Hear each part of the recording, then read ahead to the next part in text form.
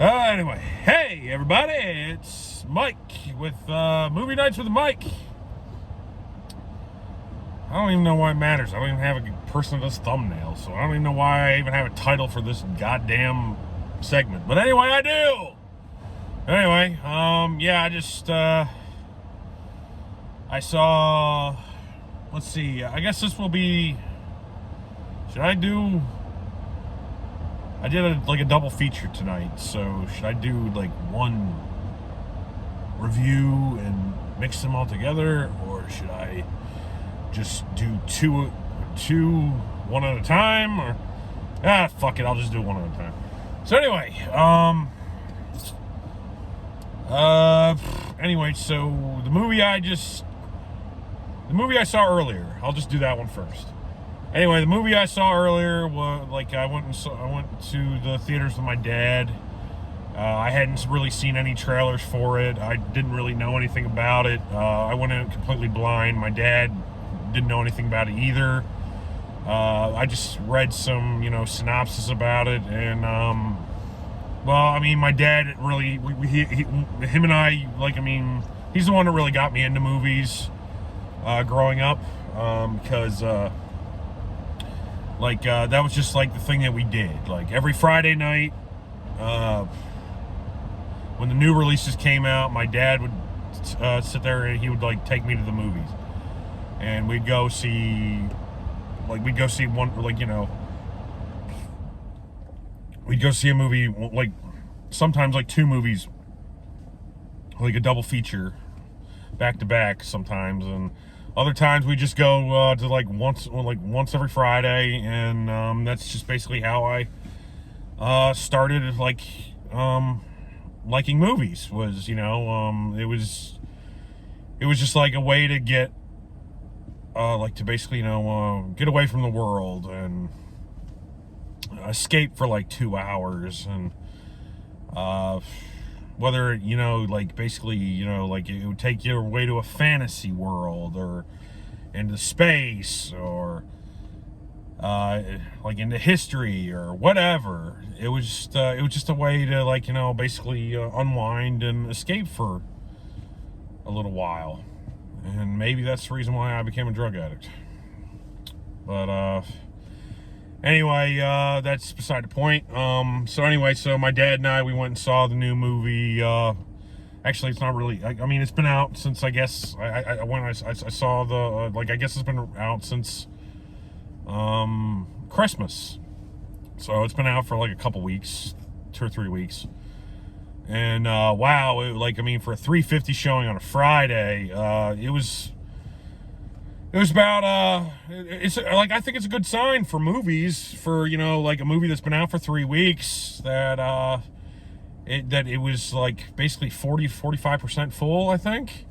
And initially I thought it was just going to be him and I in there. I got tickets I guess a few days ago, and of course when I did that, originally we were the only ones in the theater, and then tonight when we went and saw it, there was a lot of people there, so it was refreshing to see that, in this day and age where basically they're saying cinemas are dying. So anyway, I haven't even got to the title of the movie yet, and we're 4 minutes into the review. So anyway, the movie we went and saw was The Boys in the Boat, which is directed by George Clooney, and all I have to say about this movie is wow. It was very, very well done. Both my dad and I, we sat there and we were watching, I was sitting on the edge of my seat. The tension, the pacing was well done. The cinematography was beautiful. The acting was well done, even though I don't really know many people in the movie. I know of Joel Edgerton because I've seen him in other films, and I remember he was the one that directed The Gift. how long ago was that? That was like 6 years ago, something like that, or 8 years ago. And that movie was really, really twisted, and it's still like I still think of it. So I remember he was like in that movie, and plus he I think he wrote and directed it too. So and in this, like, basically, like, in the film, it's basically like it's about this. For anybody that hasn't seen the trailers, like me, I'm not gonna get into spoilers. But yeah, like the film is about, like a rowing team for the University of Washington, and I know how that sounds. Like, I mean, I'm not really into rowing or all that other stuff. But so yeah, it's about this rowing team in 1936, where it was a junior varsity rowing team for the University of Washington, and it just basically is like it's sort of like a Rocky underdog type story where they where they're ragtag and misfits, and they're going up against like all the odds. And during that time, like it's right after the Great Depression, which happened in 1929, and this movie is in 1936. And so, like, it's basically like showing like the social economic situation of like what was going on in the United States at that time, where our main character, Joe Rance, he was he's trying to go to college, and he can't even keep up with his tuition, and he's eating at soup kitchens. And he's been on his own since he was like 14 years old, and he gets behind on his tuition, and basically they tell him if he doesn't basically come up with like $750 for the back tuition, and plus the the upcoming semester, that he was basically gonna have to find he was gonna be thrown out of school pretty much. And so he hears about this job on this rowing team for the University of Washington, and he basically goes and like tries out for it, and so that's basically like where our story is, and so they basically put together this ragtag team of rowers that are just supposed to basically get the the JV team is basically supposed to just scrimmage with like the varsity team and get them ready to and prepared for the season, and get them better prepared to take on the other varsity teams around the country for rowing titles, and not only that, but in this year in 1936, the top rowing team of the nation would also basically go on to they would get a spot in the 1936 Berlin Olympics to compete for the United States. So anyway, that's the gist of the movie. Pacing was wonderful. Cinematography, like I said, was beautiful. I thought the score was really well done. I thought that our characters were I thought our characters were pretty well developed. The tension was really good. I've seen George Clooney direct a couple movies before in the past, and I think he has quite a talent for it, especially after seeing this one. And I can't remember the last one that he's directed, but I do remember that he directed the one that came out in 2005. And that was a beautiful movie too. I can't remember the name of it. I remember it was all black and white, but I don't remember the name off my hand right now. But anyway, this movie was well done. Was really well done so far. I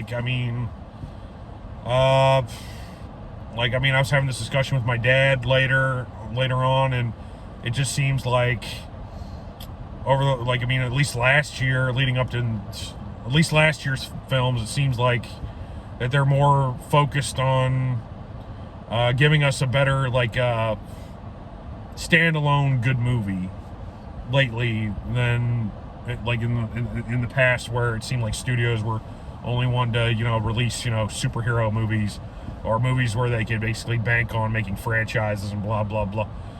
Whereas it seems like at least over the last year or so that they've been making more movies towards like film geeks like me, where they want like a really good standalone movie where it just resonates with you and you think about it and you you just escape yourself at the theater for just like 2 hours, an hour 45 minutes. It's like 2.5 hours, and it just and it gets word of mouth out and gets people to come back and go out and see it again. And this movie was a real big surprise for me. I wasn't expecting anything from it. In fact, earlier on, I was really, really tired, and I was thinking about just basically taking a nap and telling my dad that can we just take a rain check and see a movie next week? And he called me and he said he was on his way to the theater because he had forgot what time it was. He thought it was an hour before it actually was.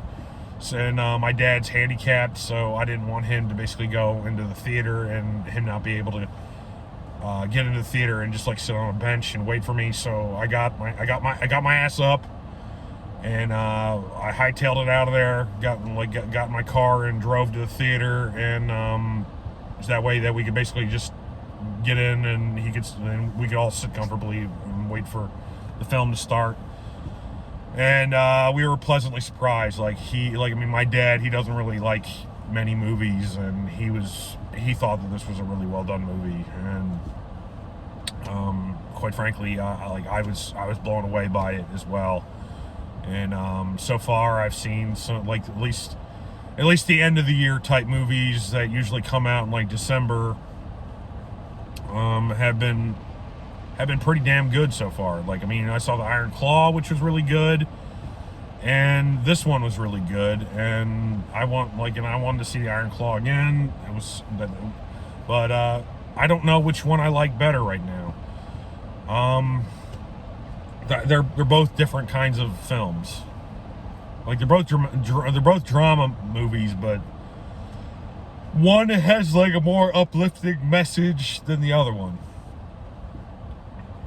But so anyway, I give The Boys in the Boat.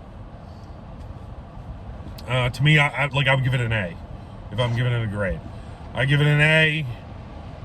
Is it shelf worthy? I totally believe it's shelf worthy. I want to see it again. I thought it was really good, and I was it takes a lot for me to really enjoy a movie and get into it as much as I was getting into this one, and it was just really well done. I think anybody that sees this is going to be really happy that they do. And so this is a movie that you definitely should see in theaters. Not Night Swim. Go see basically The Iron Claw. Go see the boys in the boat. I haven't really heard many people do reviews on it. So actually, I don't think I've heard anybody do a review on it. So I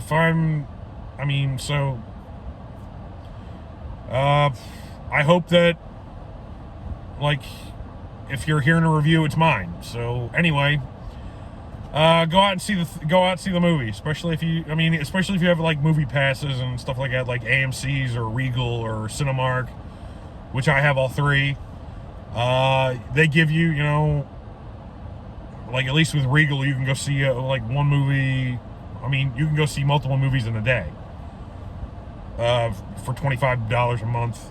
AMC, you can see 3 movies a week, and that's $25 a month too, I think. And Cinemark is you get one free movie pass, one free movie ticket, and like 10% off concessions, I think, for like $10 a month. So they're all worth it. So I mean, if you're gonna go, so yeah, like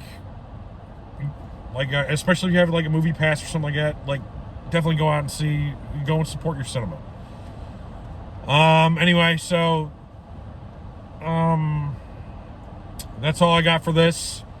So anyway, if you've seen it, like, just, write below what you think in the comments below. Like, subscribe, share. I look forward to doing more reviews for you. In fact, I'm about to do another one right here in a minute. That way, you get a double whammy for the night. And so anyway, what else am I getting at? Oh yeah. For business inquiries, if you're looking to buy or sell real estate in the state of Maryland, Pennsylvania, or Virginia, I'll leave my description. I'll leave my information in the description below. So let's basically get you top dollar for your house, or let's put you in a home for the new year. And we're starting off 2024 on a good note. So anyway, with that, I will see you later in the next one.